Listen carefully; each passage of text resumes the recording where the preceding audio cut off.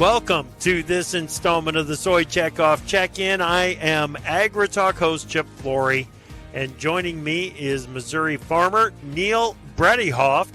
Neal is an 8-year director who serves as the Innovation and Technology Priority Area Work Group Lead and is a member of the Value Alignment Committee. Busy title there, no doubt about it. Neal, how has the season been for you down in Missouri? How are you managing with the weather and other challenges?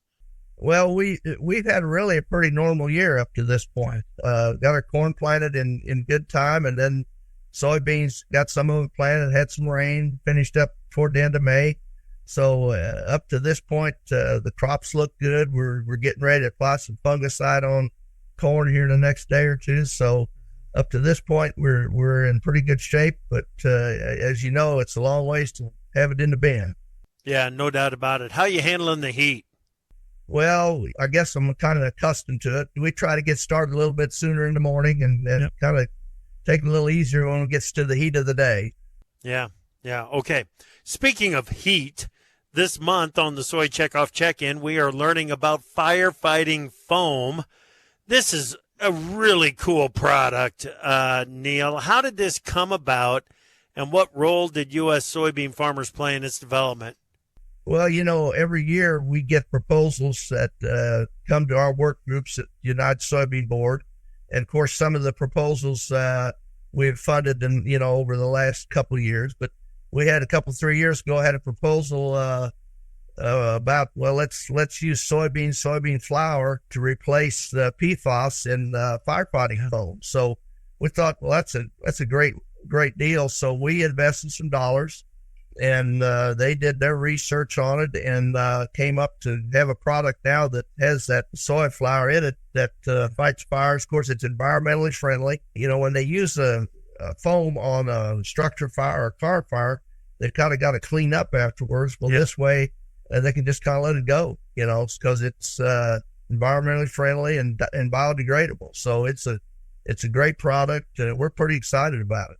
Well, and soy flour is a whole lot easier to take than these forever chemicals that are in the fire extinguishers and some of the other firefighting foams that are out there on the market right now, isn't it?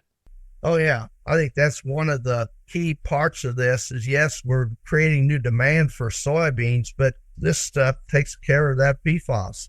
And, that is really, as you know, that's a pretty huge issue right now when you get in the firefighting world. So, and, last year we invested a little more money with them to help their research with the U.S.